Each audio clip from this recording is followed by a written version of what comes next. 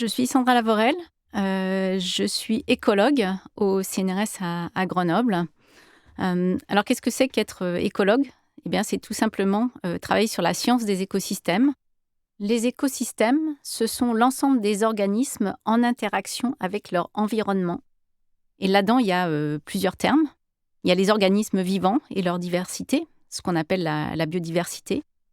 Il y a un système et dans ce système, il y a des interactions.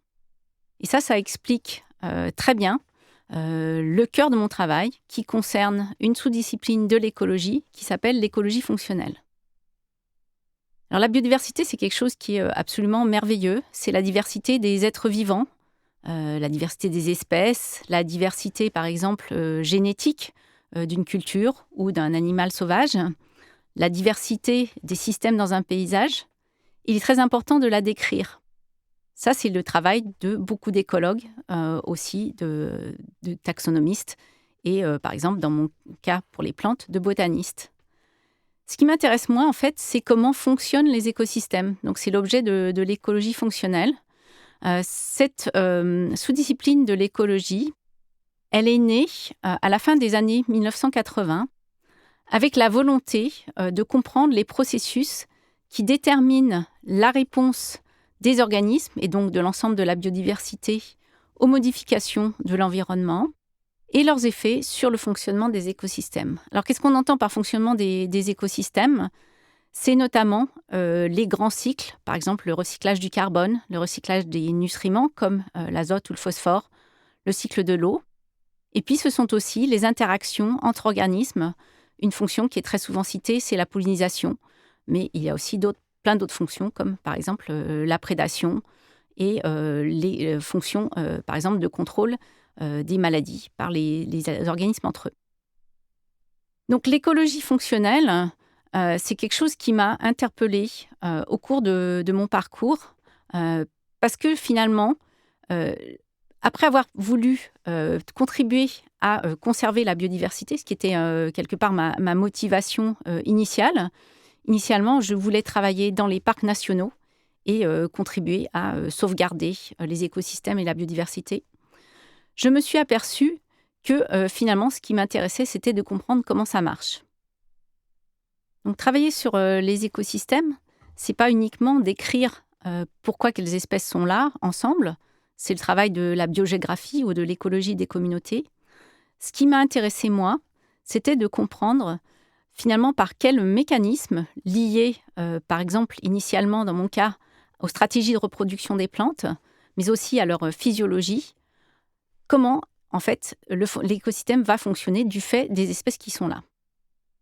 Cette question du rôle de la biodiversité pour le fonctionnement des écosystèmes, c'est une question qui a émergé très fortement au début des années 90, où on a cherché à défendre, en quelque sorte, la biodiversité d'un point de vue du fonctionnement des écosystèmes et dire qu'est-ce qui se passe si on perd des espèces et est-ce que les écosystèmes vont fonctionner moins bien.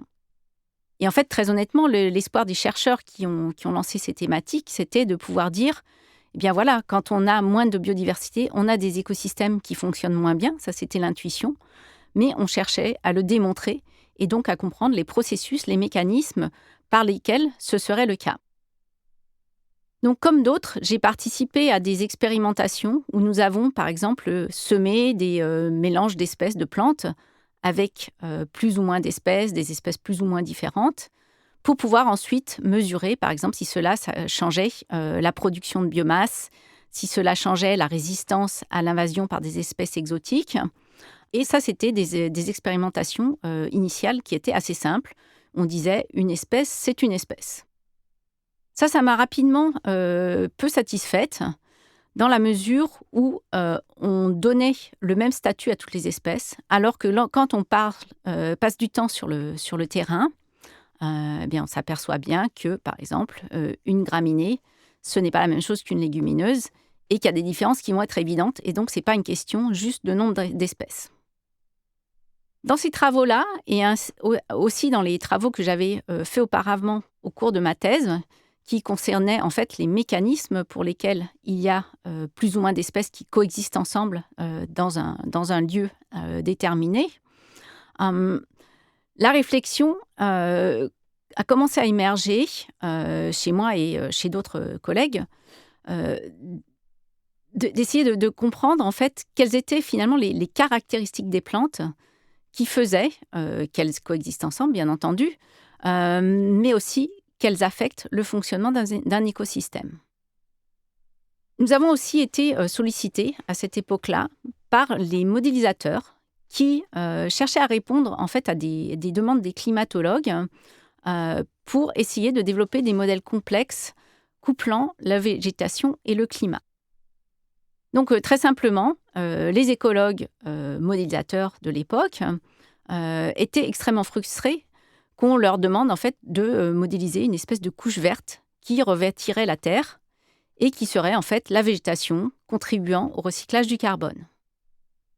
En même temps, il était irrecevable pour de la modélisation et en plus avec des moyens informatiques beaucoup plus limités que ceux que nous avons aujourd'hui, de modéliser une espèce une par une.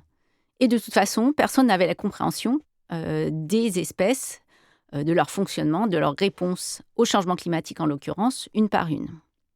Et donc ces collègues modélisateurs ont proposé que l'on regroupe les espèces qui soient similaires dans leur façon de répondre au climat et dans leur façon, en particulier à l'époque, de modifier le recyclage du carbone.